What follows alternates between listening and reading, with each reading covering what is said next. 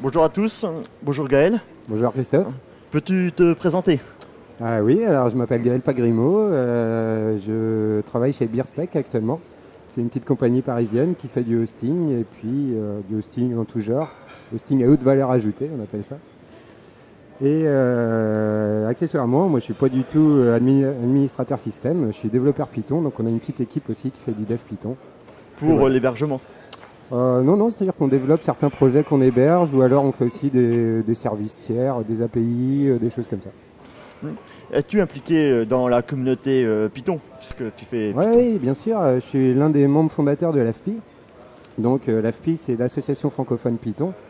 Donc comme son nom l'indique, ça essaye de regrouper tous les gens qui font du Python en France.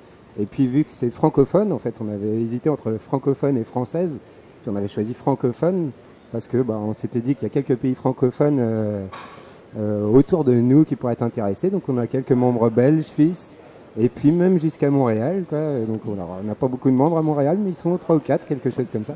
As-tu pu les rencontrer ouais, bien sûr. pendant l'événement? C'était le grand plaisir, hein. C'est vraiment une communauté qui m'a épaté. Donc c'est Montréal Python ici. Et ils sont vraiment super dynamiques. Là, ils sont pas là, c'est dommage. Mais ils sont aussi co-organisateurs du Confo. Exactement, ils sont co-organisateurs de Confu. Et donc là, ils viennent de partir puisqu'ils s'en vont à PyCon US, où ils vont faire quelques talks. Là, il y a 2 personnes de chez eux qui font des talks. Et puis ils vont surtout essayer de faire que PyCon, le prochain PyCon, pas le prochain PyCon, mais en 2014, se fasse à Montréal. Donc ça serait la première fois que c'est pas aux États-Unis, et ils se sont bougés comme des fous et je suis vraiment impressionné, ils sont excellents. Et du coup, ça crée des liens entre nos 2 associations et on va essayer de faire perdurer ces liens, de faire des choses ensemble, peut-être des sprints, etc. Voilà. Tu es venu en tant que conférencier. Tu peux nous parler de ta conférence? Ouais, tout à fait. Alors, donc oui, j'avais une présentation ce matin de bonne heure à 8h30. Et donc j'ai présenté Formalchemy, c'est une petite librairie en Python qui permet de générer des formulaires HTML. Donc en gros, c'est basé en Python, il y a SQL Alchemy qui est un ORM, donc qui permet de définir des schémas de données dans des classes et ensuite de les lier à une base de données. Et en fait, Formalchemy s'adapte au modèle de SQL Alchemy et autogénère, c'est-à-dire déduit les schémas de formulaires des modèles de données SQL Alchemy. C'est-à-dire qu'on n'a pas de duplication de code à reproduire un schéma, parce que bien souvent, les schémas de données et les schémas de formulaire sont les mêmes. On a un champ title, name, etc. et on duplique du code. Là, c'est pas le cas. Formalchemy déduit tout, puis à la rigueur, on peut modifier, customiser les formulaires par la suite. Il a le but de tout remplacer ou il est plutôt complémentaire? C'est une surcouche à SQL Alchemy, hein, oui. D'accord. Et il est compatible avec toute la gamme Python ou juste limité à certaines versions? À la base, c'était prévu pour... pas toutes les versions de Python, pardon, j'enchaînais sur autre chose. Non, il n'est pas encore compatible Python 3. Maintenant, c'est l'une de mes missions prochaines, c'est-à-dire que là, il y a eu un changement majeur dans Python. Ils sont passés à une branche 3 qui est incompatible avec la branche 2, comme bien souvent dans certains langages. Et par contre, SQL Alchemy est déjà compatible Python 3. Donc c'est à moi de faire le boulot là bientôt dans les mois qui viennent pour porter Formalchemy à Python 3. D'accord. Et là je vois que tu as un super t-shirt. Oui, alors ça c'est... Tu peux nous en parler un peu plus? C'est le t-shirt Pyramide. Qu'est-ce que Pyramide? Donc Pyramide c'est un framework qui est né assez récemment. En fait c'est né de la fusion de 2 frameworks, Pylon et Repose BFG.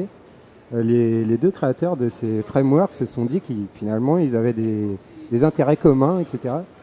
Et ils ont essayé de plus ou moins merger les 2 frameworks et ça n'a pas trop marché. Alors ils sont partis sur une base de Repose BFG et pour implémenter les bons côtés de Pylon dans Repose BFG plutôt que d'essayer de merger les 2. Donc ils ont pris le meilleur, en gros le mieux structuré, et puis ils vont essayer d'amener les concepts de Pylon petit à petit. Ils ont déjà réussi d'ailleurs. Et donc ça a donné un projet qui s'appelle Pyramide, avec le t-shirt qu'on n'enverra pas d'eux comme ça dans les frameworks, dans le monde des frameworks. Et donc Formalchemy, pour finir, j'ai aussi fait une extension de Formalchemy qui permet de créer une interface d'administration à la Django. La plupart des gens utilisent Django essentiellement pour son interface d'administration, c'est-à-dire que ça permet facilement de créer des modèles et d'administrer les données de ces modèles, donc typiquement les enregistrements des bases de données dans une interface qui est autogénérée. Eh bien, j'ai reproduit la même chose avec Pyramid Form Alchemy, un petit package donc encore au-dessus de Form Alchemy, qui permet de faire une extension à Pyramid et puis d'avoir une interface à la Django dans Pyramid. Et ce nouveau framework, il est apprécié ou il y a beaucoup de personnes qui sont intéressées par ce nouveau framework ou... Oui, il y a beaucoup. En fait, le gros intérêt, c'est surtout que ça a mergé deux communautés. Vu que c'est deux projets qui ont mergé, ça fait que la communauté a doublé d'un seul coup en mergeant le projet. Et donc, oui, tout à fait, il y a des gens qui sont intéressés. Alors après, c'est pas vraiment similaire à Django, puisque Django, d'une part, c'est quelque chose qui est assez monolithique, c'est-à-dire que ça a tendance à t'imposer tes choix, utiliser telle base de données, tel système de template, etc. Alors que Pyramid est un peu un niveau au-dessus et te permet de choisir librement ton langage de templating, l'ORM que tu veux utiliser, etc. Il n'y a pas vraiment de contraintes finalement. Donc ça demande d'être un peu plus spécialiste en Python, de déjà connaître un peu les différentes librairies qui existent, etc. Et de savoir ce que toi tu veux utiliser pour tes besoins et ensuite l'intégrer dans Pyramid. Mais ça se fait très facilement. Par contre, il y a des systèmes de plugins qui permettent d'injecter certains moteurs de template, certains ORM, etc. Donc ça, il y a des trucs pour Redis, il y a des front-end, back-end un peu pour tout, quoi. D'accord, avec une documentation associée. Oui, bien sûr, oui.